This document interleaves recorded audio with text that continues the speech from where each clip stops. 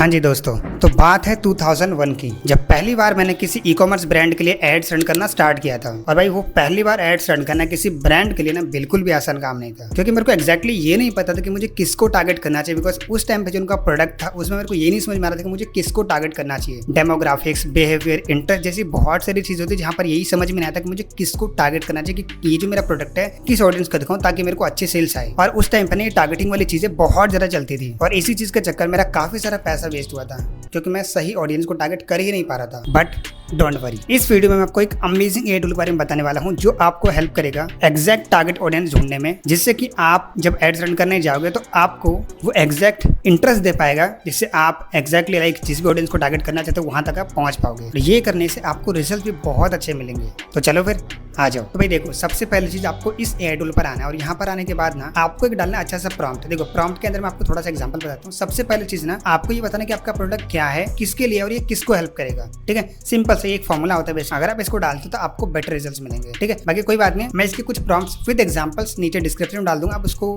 Like try कर सकते हो, वो अभी आपको हेल्प करेगा। ठीक है, बाकी जो आपको फॉर्मूला बता रहा हूँ कि आपका प्रोडक्ट क्या है, किसके लिए और वो किसको हेल्प करेगा, तो इस चीज को आप डालोगे, खुद से भी आप लिखोगे, क्योंकि आपको अपने प्रोडक्ट या सर्विस के बारे में आपको ज्यादा अच्छे से पता होगा। जब आप वो लिखोगे तो आपको बेटर रिजल्ट्स मिलने वाले टूल से। ठीक है, तो यहाँ पर लिखने के बाद आपको सिंपल यहाँ पर आना है। तो उसके बाद आपको यहाँ पर देखो इनपुट का दिखेगा, कौन कितने इनपुट आपको जनरेट करवाना है, 2, 4, 5 जितने भी हैं, जितने भी आपको चाहिए उसके हिसाब से क्लिक करो। उसके हिसाब से आपको क्रेडिट मिलेगा। अगर आप फ्री ट्रायल यूज कर रहे हो तो इनका क्रेडिट होता है कुछ, तो वो खत्म होगा। सिंपली लाइक फॉर एग्जांपल मेरे को 2 करना है, सिंपली मैं 2 को सेलेक्ट करूंगा, सबमिट पे क्लिक करूंगा। देखो यहाँ पर आपको एक अमेजिंग टारगेट ऑडियंस बना करके इन्होंने दे दिया है। इंटरेस्ट दे दिया है कि बेसिकली आपको किनको टारगेट करना चाहिए, उनके एज क्या है, लोकेशन क्या है और इंटरेस्ट क्या रहेगा, वो भी इन्होंने दे दिया है। ठीक है, तो इस टूल का यूज करो और आप डायरेक्टली अपने टारगेट ऑडियंस तक इजिली पहुंच सकते हो। बाकी देखो कुछ एक्स्ट्रा टिप्स मैं आपको बताता हूँ जो आपको डेफिनेटली बहुत काम आने वाला है। सबसे पहले चीज तो देखो ये है कि ऑडियंस कभी भी ना लाइक स्टार्टिंग में जब आप रन करने जा रहे हो, अगर आपका स्पेशली जब बजट कम है, तो आपको सिर्फ लाइक ऑडियंस पे फोकस नहीं करना कि ऑडियंस आपकी गलत हो सकती है। क्योंकि ना देखो अभी हम 2025 में, तो यहाँ पर जो मोस्ट इंपॉर्टेंट थिंग आज के टाइम पे होते हैं वो है हमारा क्रिएटिव,